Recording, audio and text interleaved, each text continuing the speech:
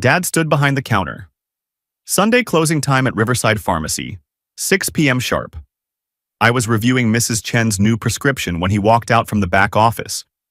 She had metformin, lisinopril, and a new antibiotic her doctor added that afternoon.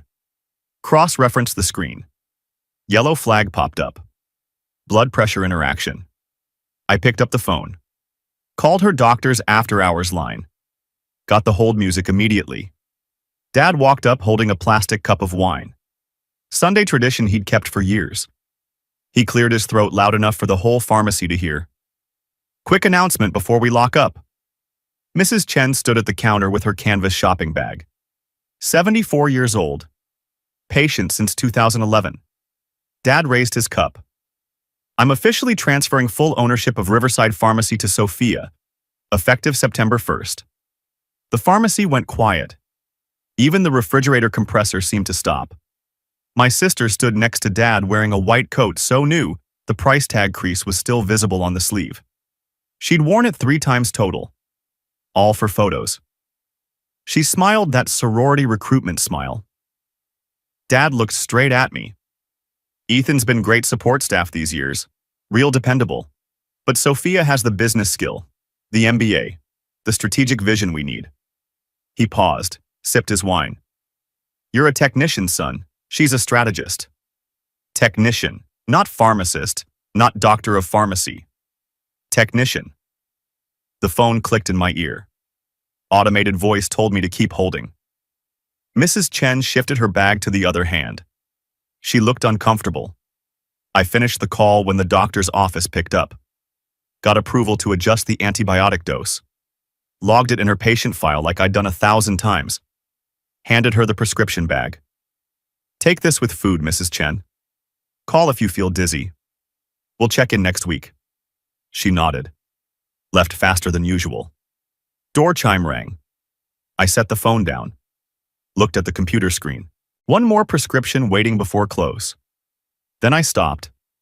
Reached up. Unzipped my white coat slow. Pulled it off. Hung it on the hook behind the register where it had hung every day for 8 years. My sister was still smiling. Dad still holding his wine like he'd just announced good weather. I walked past both of them without looking at either face. Straight through the dispensing area, past the compounding room. Out the back door into the parking lot. 6:52 p.m. Got in my Corolla. 2014 model that smelled like hand sanitizer and old coffee. Sat there, didn't start the engine. Phone buzzed on the passenger seat. Snapchat notification from Julie. One of the younger techs who actually cared about doing the work right. She'd viewed my sister's story. I opened it. Photo of my sister and dad behind the Riverside counter. Both holding wine glasses now. Her white coat perfectly pressed like a costume she'd rented for the occasion. Text overlay in that handwriting font.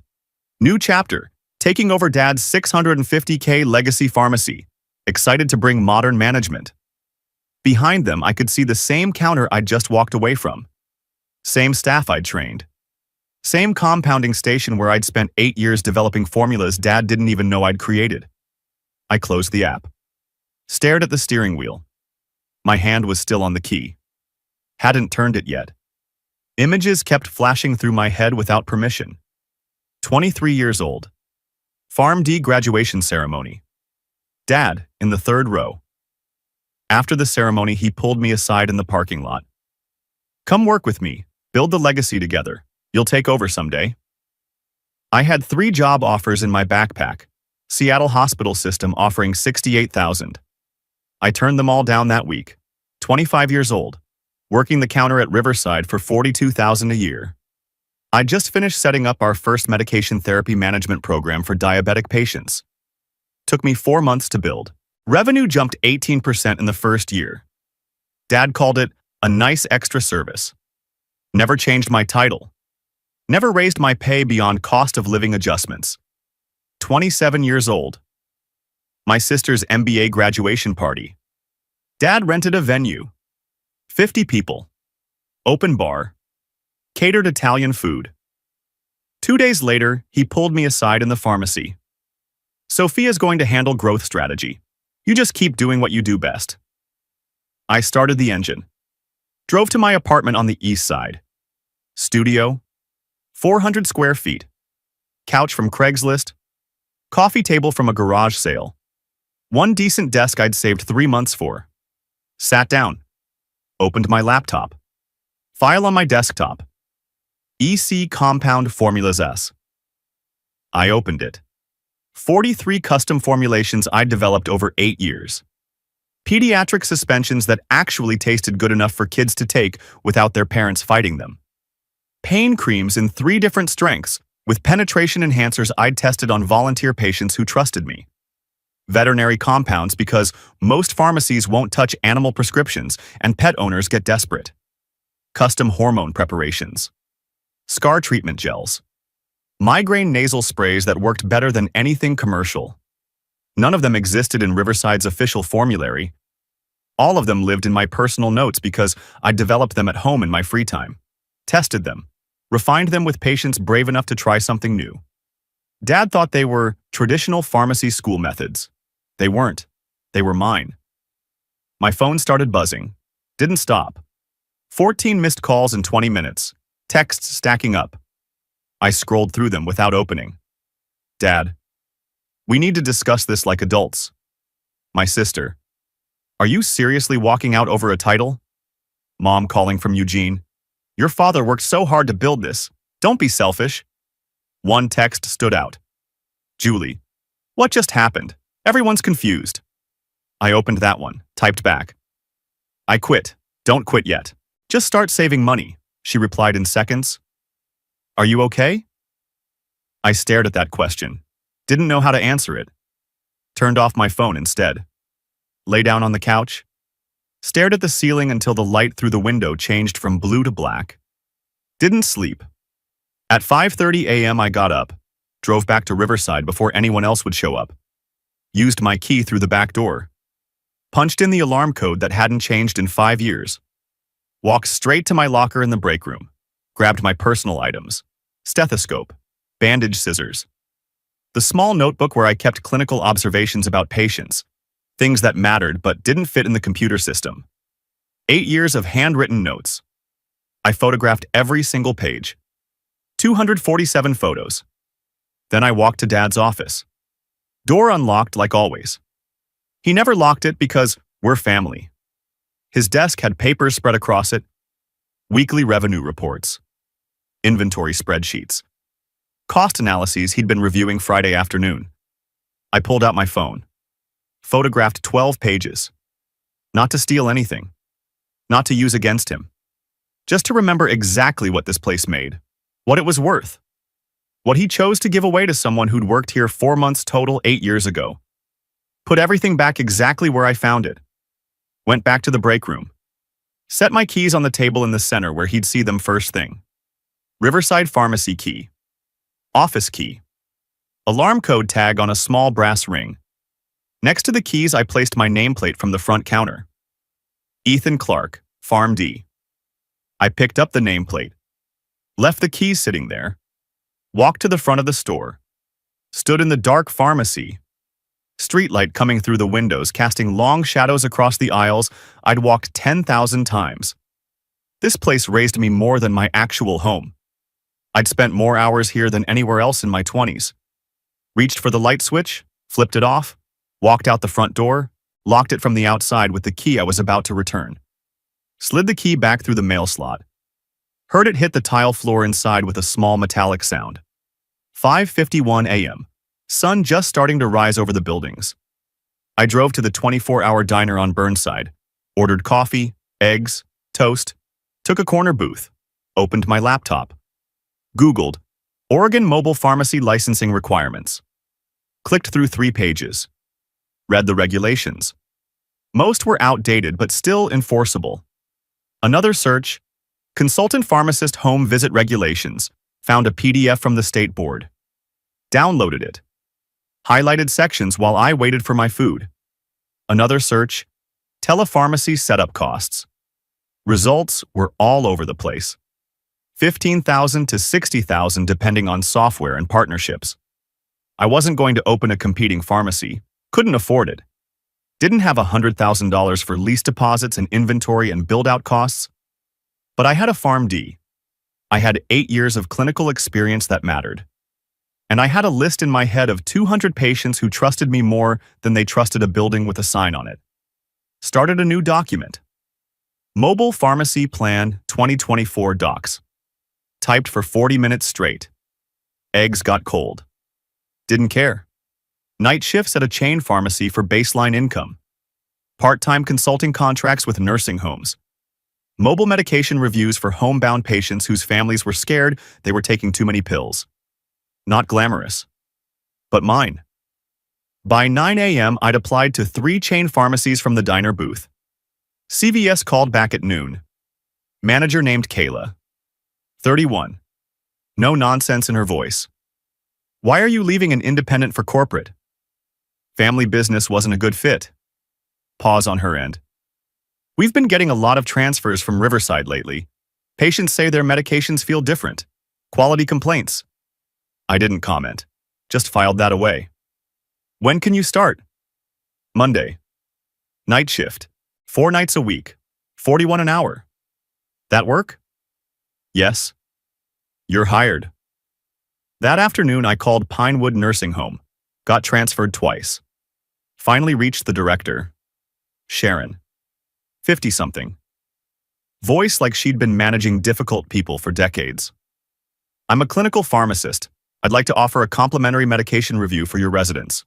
One time, no charge. We already have a contracted pharmacist. Second opinion doesn't hurt. 3 seconds of silence. Thursday at 10. Don't waste my time. Thursday morning, I showed up with a portable kit. Spent 4 hours reviewing medication lists for 12 residents. Found 4 dangerous drug interactions their contracted pharmacist had completely missed. 1 resident on 3 blood thinners from 3 different doctors who never communicated. Another had duplicate thyroid medications under different brand names like they were separate drugs. Wrote it up. Printed 3 copies. Clean professional format. Sharon read it in her office. I waited in the hallway. She looked up after 5 minutes. Can you come monthly? Yes. What's your rate? I'd never billed for consulting in my life. Made up a number. $250 per visit. She didn't hesitate. Done. Start next month. I walked to my car. Sat there for 10 minutes. $250 for work I actually loved. Work that kept people out of hospitals. Without Dad's name anywhere on it. Not much. But the first money that belonged completely to me. 3 weeks passed. I worked CVS night shifts 4 times a week. Visited Pinewood twice. Picked up 2 more nursing home contracts through referrals Sharon made. Phone stayed quiet. Dad called once from a blocked number. I answered before realizing. We need to talk. I hung up. My sister texted twice. I deleted both without reading. Mom left a voicemail. Never listened to it. Tuesday night, my phone lit up while I sat in my car between shifts. Julie.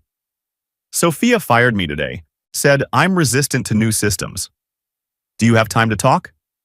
I was parked outside CVS, 30 minutes until my shift. Changed her contact name in my phone. Julie, first hire. Didn't have money to hire anyone yet. But I would. Texted back. I'll call you this weekend. Her reply came fast. Thanks, I'm sorry about everything. I put the phone down. Started the engine. Didn't need revenge yet. Just needed to keep building. 1 shift at a time, 1 contract. 1 patient who needed someone who actually gave a damn. Because Dad didn't understand what he gave away when he signed those ownership papers. A building is just walls and inventory. The real value wasn't in the square footage or the prescription database. It was in 8 years of learning which patients needed extra counseling time. Which doctors trusted my clinical judgment enough to change prescriptions based on my recommendations? Which compounding formulas actually worked when commercial options failed? All that knowledge walked out the back door with me. He didn't notice until way too late. Month 1 was brutal. I worked CVS night shift 4 times a week, 10 p.m. to 6 a.m. Came home, slept 3 hours if I was lucky. Then drove to nursing homes for afternoon medication reviews. Income for the month: $3,200. Rent was $950. Van payment $280. Gas, food, phone bill.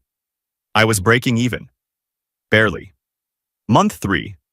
I fell asleep in my car. Pinewood Nursing Home parking lot. 2 p.m. on a Thursday. I just finished a 4-hour med review and had another appointment across town at 4. Set an alarm for 30 minutes. Closed my eyes. Someone knocked on my window. I jerked awake. Disoriented. Drool on my chin. A woman stood outside. Scrubs. Stethoscope around her neck. Concerned look. I rolled down the window. You okay? You've been here an hour. I checked my phone. 3:47 p.m. Damn. She stepped back. When's the last time you slept a full night? I didn't answer. Started the engine. I'm Sarah, she said. I work inside. Saw you doing med reviews with Sharon earlier. I'm fine, just long hours. She looked at my back seat. Fast food bags. Empty energy drink cans. A blanket wadded up like I'd been living in here. You sure? I put the car in reverse. Thanks for waking me. Drove to my next appointment 20 minutes late. Month 4. I bought a van. Medical transport van from a Craigslist ad. 2006 Ford. 212,000 miles. Paint faded. Interior smelled like disinfectant and old coffee. $8,000 cash. Every dollar I'd saved. But it had space. I could carry supplies. Set up a mobile pharmacy kit. Visit patients at home instead of just reviewing charts in nursing home offices. It worked great for 6 weeks. Then the engine died on I-84. Towed it to a mechanic in Gresham. Guy looked under the hood for 10 minutes. Transmission's shot. Engine's burning oil. You need a full rebuild. How much? $3,200, maybe more. I didn't have $3,200. Took out a loan, online lender, 18% APR, signed the papers on my phone in the mechanic's waiting room. Van was in the shop for 2 weeks. Lost 2 nursing home contracts because I couldn't show up. They hired someone else. Revenue dropped from $3,000 a month to $1,900. I started picking up extra shifts at CVS, 5 nights a week now instead of 4. Sleep went from 3 hours to 2. Month 6, I landed a good contract. Dr. Lee. Family practice doctor with 3 clinics across Portland. He'd seen my work at one of the nursing homes through a mutual patient. Called me directly. I need someone to review complex medication cases, patients on 10-plus medications, insurance denials, prior authorizations. You interested? Yes. $900 a month flat rate, weekly consultations. Done? For 3 months, it was my biggest contract. I'd send him detailed reviews. He'd adjust prescriptions based on my recommendations. Patients got better outcomes. He saved time. Everyone won. Month 9, he sent me an email. Contract terminated effective immediately. Thanks for your service. No explanation. I called him. Voicemail. Left a message. Never heard back. Found out 2 weeks later through a nurse who used to work for him. Dad had approached Dr. Lee with a deal. Cheaper generic medications through Riverside Pharmacy. Bulk pricing. Plus a referral kickback if he stopped using me and sent patients to Riverside instead. Dr. Lee took the deal. I lost $900 a month. That same month my rent came due and I was $300 short. Checked my bank account 4 times like the number would change. It didn't. I sat in my van outside my apartment. Engine off. Heat fading. Text from Sarah. We'd been talking since she woke me up that day in the parking lot. Want to grab coffee tomorrow? I didn't reply. She texted again 10 minutes later. I know you're struggling. I can help. I typed back, I'm fine. 3 dots appeared. Disappeared. Appeared again. You're not. And that's okay. Call me. I didn't call. Next morning, she showed up at Pinewood while I was finishing a med review. Waited in the lobby. When I came out, she handed me an envelope. Don't argue, just take it. I opened it. $2,000 bills. Sarah, I can't. You can pay me back when you're stable. No interest, no timeline. Just don't lose your apartment. I looked at the cash, looked at her. Why? Because you're trying to do something good and the system's fighting you. Someone should help. I took the money, paid rent that night. First time in my life I'd accepted help like that. It felt like losing and surviving at the same time. Month 10. Dad showed up at Pinewood. I was in the break room reviewing charts when Sharon came in. Someone's here to see you, says he's your father. I walked to the lobby. Dad stood near the door, looked older than I remembered, grayer, thinner. Can we talk? I didn't answer. Just walked outside to the parking lot. He followed. I heard you're doing consulting work, mobile services. What do you want? He looked at my van. Faded paint. Dent in the side panel from where I'd backed into a post last month. I want to make you an offer. Come back to Riverside. 15% profit share. You run the clinical side. Sophia handles business operations and marketing. I stared at him. You're offering me 15% of something that should have been mine. It's a good deal. You'd have stability, benefits, a real salary. I have stability. I built it myself.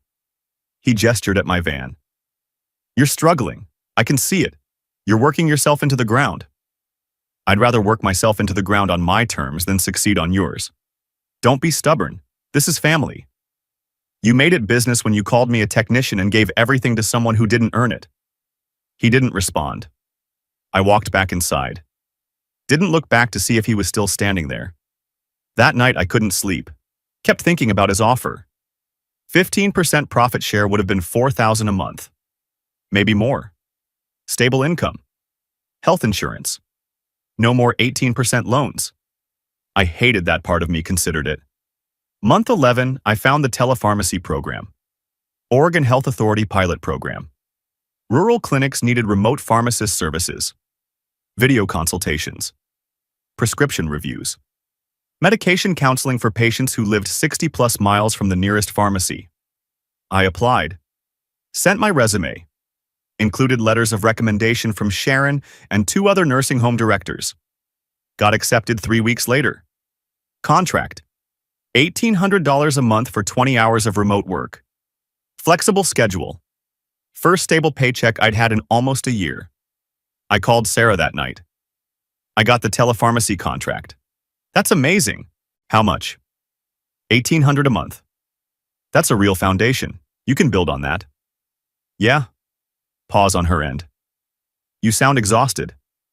I am. When's the last time you took a day off? I couldn't remember. Get some sleep, she said. You earned it. I slept 9 hours that night. First time in months. Month 13. Year 2 started. I quit CVS. Gave 2 weeks notice. Manager asked why. Going full-time with my own practice. She nodded. Good luck. You were one of the best we had. First week without CVS, my income dropped.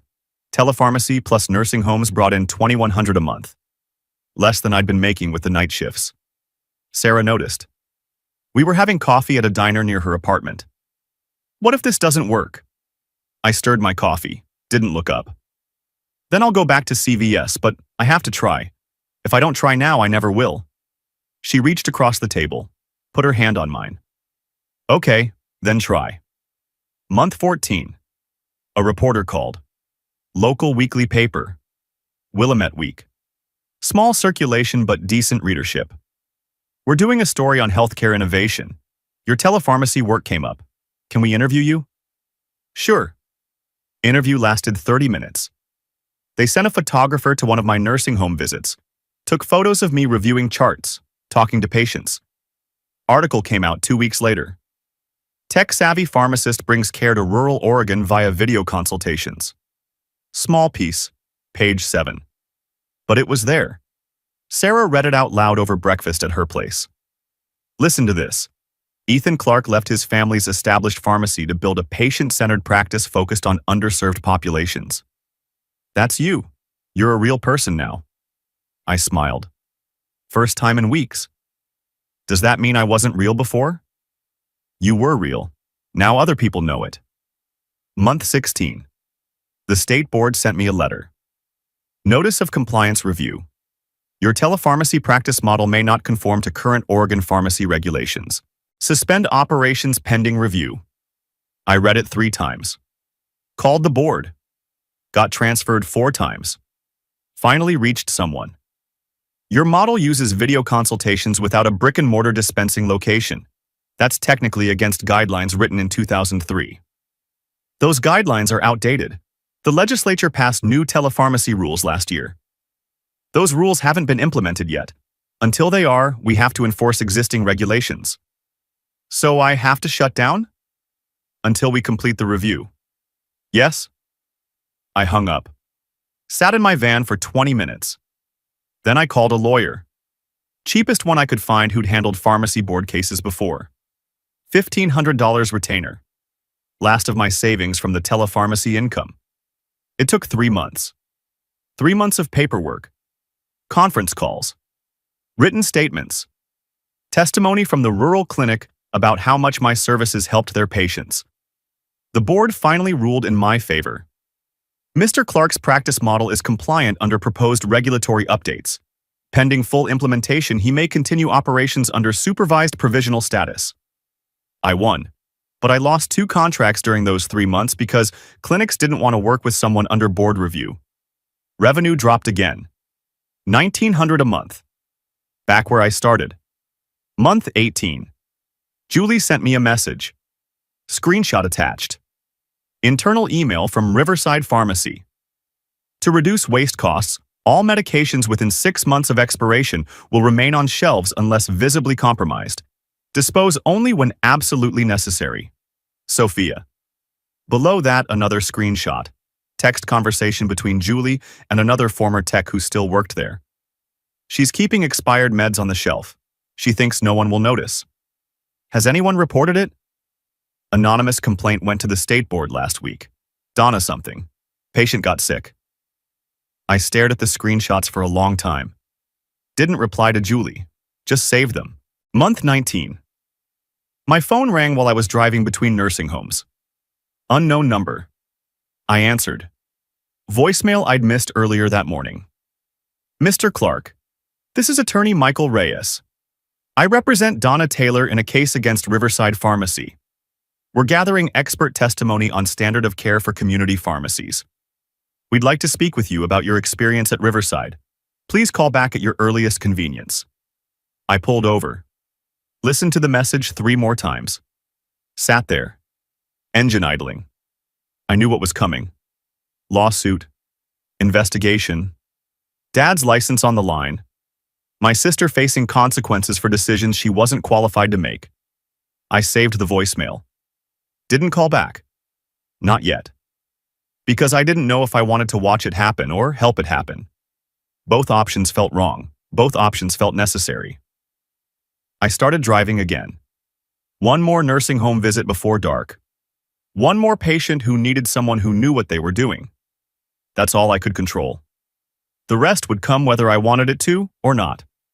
The news broke on a Wednesday morning. I was reviewing charts at my desk when Sarah sent me a link. Local woman hospitalized after taking expired antibiotics from Riverside Pharmacy. I clicked it. Donna Taylor. 67 years old. Severe allergic reaction. 4 days in the hospital. Doctors traced it back to amoxicillin that expired 11 months earlier. Lawsuit filed. $340,000 in damages. The article quoted her daughter. My mother trusted this pharmacy for 20 years. They almost destroyed her. I read it twice, checked the date on the prescription bottle and the photo they published. Expiration, March 2023. Fill date, February 2024. That wasn't an accident. That was a pattern. I forwarded the article to myself, closed the browser, went back to work. 2 days later, I got an email. Subject line, Investment Opportunity, Pacific Health Ventures. I almost deleted it. Looked like spam. Opened it anyway. Mr. Clark, we've been following your telepharmacy model and rural health consultation network. Impressive scalability and patient outcomes. We'd like to discuss a growth partnership. Initial valuation, $2.8 million for expansion capital. Our offer, 400K investment for 20% equity. Available for call this week. Marcus Chen, partner, Pacific Health Ventures. I read it 3 times. My business was worth $2.8 million. On paper, at least. I was still driving a beat-up van and living in a studio apartment. But someone thought what I'd built was worth that much. I looked at the date on the email. Same week Riverside got sued. Same week Dad's legacy started crumbling. I called Sarah. I got an investment offer. How much? 2.8 million valuation. They want to put in 400,000. Silence on her end. Then, that's real money. You're going to take it? I don't know yet, but it means what I'm doing works. It always worked. Now other people see it too. That afternoon, the state board showed up at Riverside. I didn't see it. But Julie texted me. FDA and DEA here, inspecting everything. Dad looks scared. I didn't reply. The inspection took 6 hours. Results came out 2 weeks later. Public record. I read the full report online. 63 expired medications still on shelves. Some expired by over a year. Missing controlled substance logs. 14 prescriptions for oxycodone unaccounted for over 6 months. Improper storage. Vaccine refrigerator found unplugged overnight. Temperature logs falsified. Pattern of negligence. Not isolated incidents. My phone rang that night. Unknown number. I answered. Ethan, this is attorney Michael Reyes. We spoke briefly before. I'm representing Donna Taylor against Riverside Pharmacy. I remember. We'd like you to serve as an expert witness. You worked there for 8 years. You understand their standard operating procedures. For the plaintiff or defense? Plaintiff. We're proving negligence and pattern of unsafe practices. I didn't answer right away. Mr. Clark? I need to think about it. Take your time, but we go to deposition in 3 weeks. He hung up. I sat there holding my phone. 2 days later, Dad called. Different number. I didn't recognize it. Answered before I thought about it. Ethan, please don't hang up. His voice sounded older. Tired. What? The lawsuit, the board investigation. I need your help. Help how? Testify. Tell them the systems were always like this. That it wasn't just Sophia. That we had these issues before she took over. That would be perjury. It would be the truth. You know how tight margins were? How hard it was to stay profitable. It got worse under her. That's the truth. Silence. I'm your father. You were my boss who gave my future to someone unqualified. Now you want me to lie for you. I'm not asking you to lie. I'm asking you to help your family. You made it clear I wasn't part of the family when you called me a technician and handed her $650,000. Deal with it. I hung up. He called back. I declined it. He called again. I blocked the number. Week 3, my sister showed up at my office. I was working from a small rented space now. Telepharmacy setup. Desk. Filing cabinets. Video consultation equipment. She knocked. I saw her through the window before she came in. Looked thinner. No makeup. Hair pulled back. Not the polished version from Instagram. I opened the door. Can we talk? I didn't move. You have 5 minutes.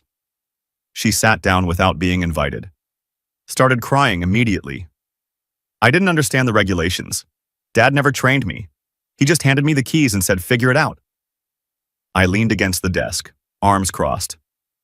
You had access to the same training materials I did, the same state board resources. You chose not to use them. I was trying to save money. The pharmacy was bleeding cash. I thought cutting costs would help. You cut safety, not costs.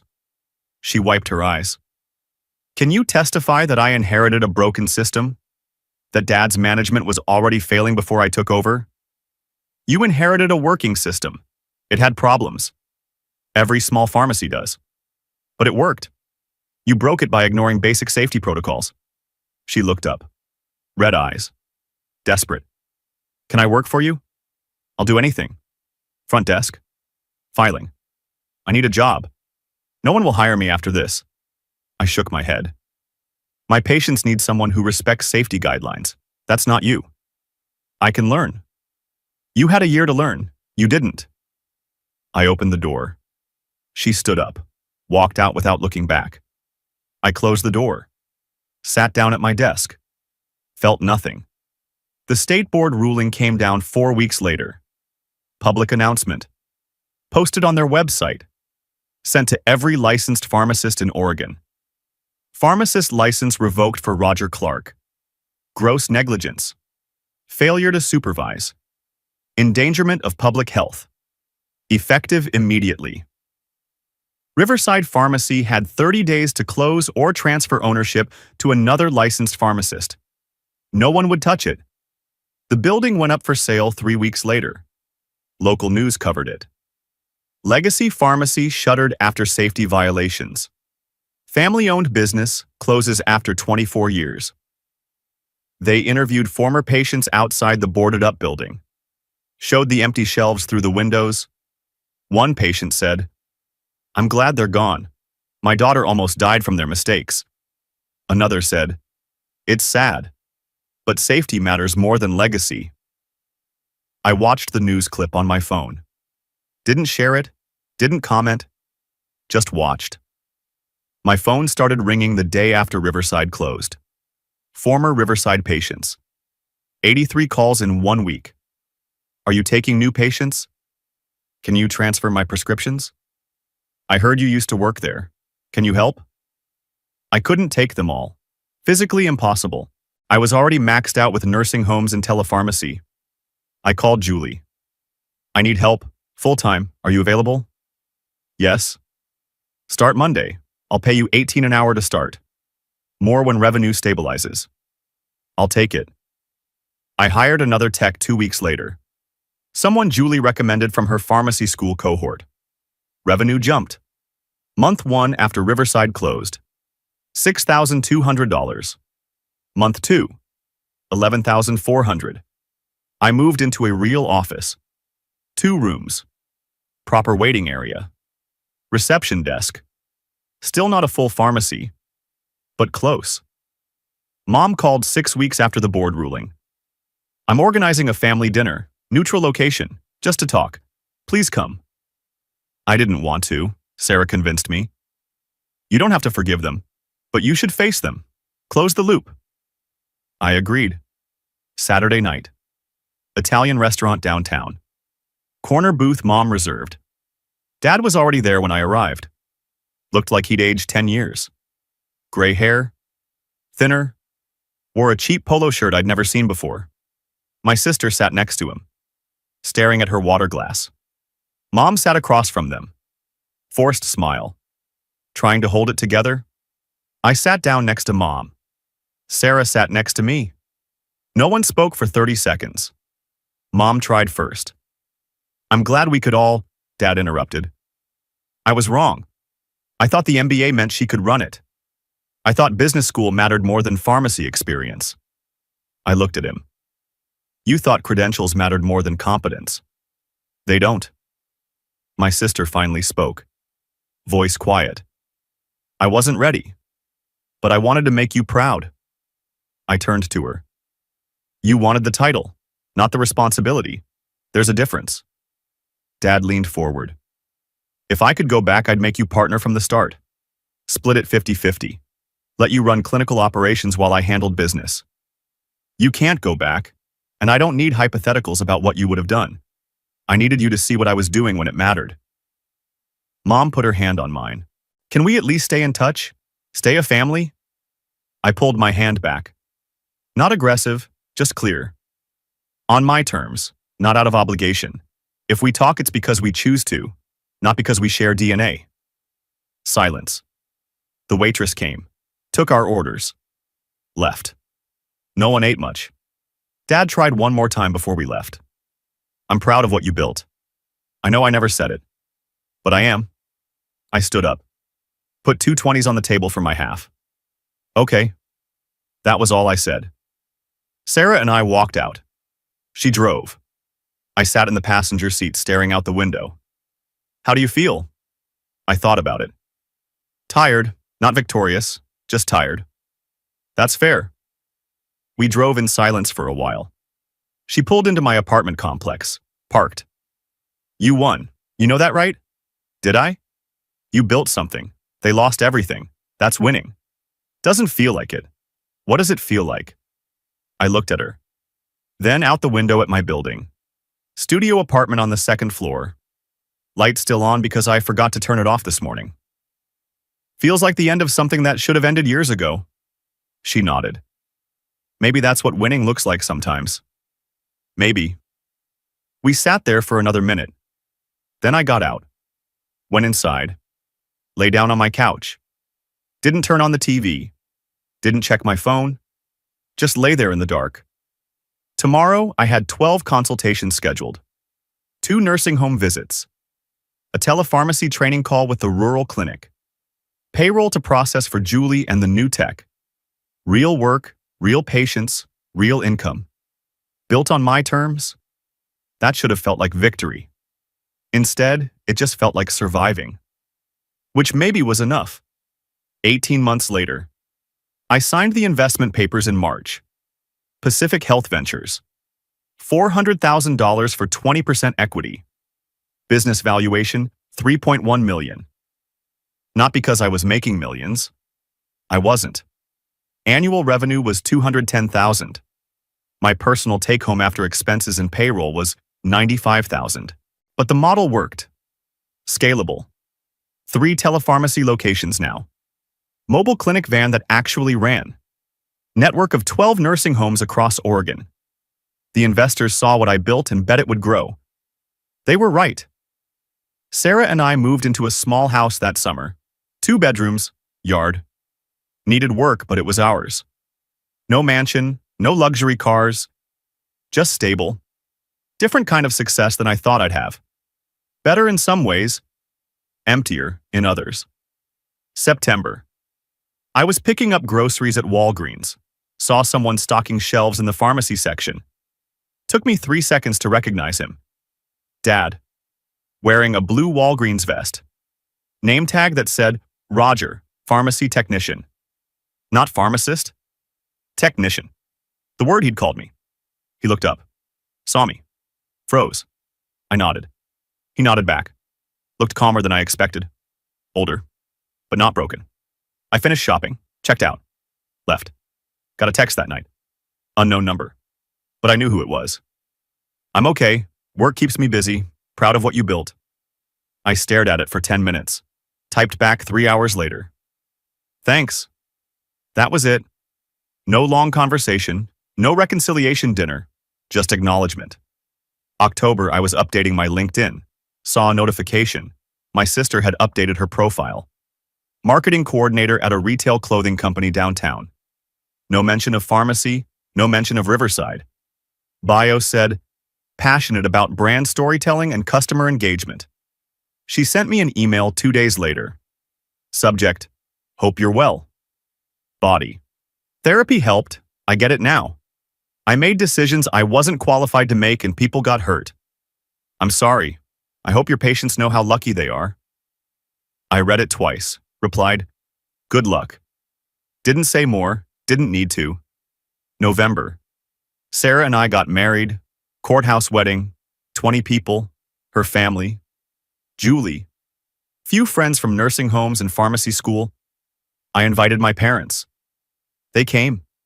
Sat in the back. Didn't make a scene. Didn't try to take over. After the ceremony, Dad walked up, extended his hand. I shook it. Congratulations. Thanks. Mom hugged me. Held on a little too long. I let her. I'm happy for you, she said. I know. No big speeches, no I'm so proud of you moment. Just a handshake and a hug, and then they left. Sarah's parents took us to dinner after. Small place, Italian. We laughed, told stories. Felt normal. That night, Sarah and I sat on the couch in our house. How do you feel? I thought about it. Good.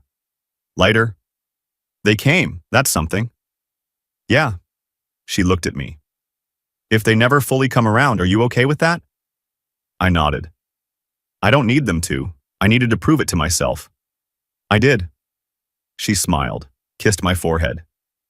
Yeah, you did. December. Dad showed up at my office, knocked. I saw him through the window, holding something. I opened the door. Got a minute? Sure. He came in, set a wooden sign on my desk. Old, faded, hand-painted letters. Riverside Pharmacy, since 1994. Building sold last month, he said. New owners are tearing it down, rebuilding. Found this in storage. Thought you might want it. I looked at the sign, ran my hand over the letters. I don't have a place for this. Neither do I. I picked it up. I'll keep it. Storage, though, not on the wall. He nodded. That's fair. We stood there for a second. You doing okay? I asked. Yeah, Walgreens is fine. Keeps me busy. Pays enough. Good. He looked around my office, saw the framed article from Willamette Week, the state board certificate, photos of me with patients at nursing homes. You built something real. Yeah. He turned to leave, stopped at the door. I'm sorry it took me so long to see it. I didn't respond. He left. I put the sign in the storage closet, behind some boxes. Out of sight. Not thrown away, not displayed. Just there. March marked 3 years since I walked out of Riverside. Regular Tuesday. Nothing special. I was in my main office. Video consultation with a patient in rural Oregon. 72-year-old man with diabetes and heart failure. 9 medications. 3 doctors who didn't coordinate. I walked him through each one. What it did. When to take it. What to watch for. He thanked me 4 times during the call. You're the first pharmacist who ever explained this stuff so I could understand it. That's my job. Well, you're good at it. After the call, Julie knocked on my door. Mrs. Patterson's here for her med review, and you have 2 telepharmacy consults this afternoon. Got it, thanks. She smiled. Also, Sarah texted, dinner's at 6, don't be late. I won't. She left. I pulled up Mrs. Patterson's chart, started reviewing. My phone buzzed. Photo from Sarah, our kitchen, dinner on the stove, our dog lying on the floor. Text, see you tonight. I smiled. Sent back a thumbs up. Went back to work. Let me tell you how this ended. Dad handed my sister a $650,000 pharmacy. She ran it into the ground in 2 years. I started with a broken van and $8,000 in debt. 3 years later, investors valued my work at $3.1 million. Not because I was smarter. Not because I worked harder. Because I respected the craft he taught me to ignore. We text on birthdays now. Short messages. No depth. Happy birthday. Thanks. You too. That's it. That's not bitterness. That's just honesty. Some families are built on blood. Mine's built on the people who show up when it's hard. Sarah. Julie. The patients who trusted me when I had nothing but a used van and a phone number. The nursing home directors who gave me a chance. The rural clinics who believed telepharmacy could work. That's my family now. And that's enough. The waiting room filled up again. I washed my hands, pulled up the next patient chart. Mrs. Patterson, 78. Hypertension. Recently started a new medication her cardiologist prescribed. I walked out to greet her. She smiled when she saw me. Thank you for making time today. Always. We walked back to my office. She sat down, pulled out her medication bottles. I got to work. Because this is what winning looks like. Not a sign with my name on it. Not a building I inherited. Not a legacy handed down. Just a full schedule. Patients who need help, work that matters, built from nothing, on my terms, and nobody can take that away.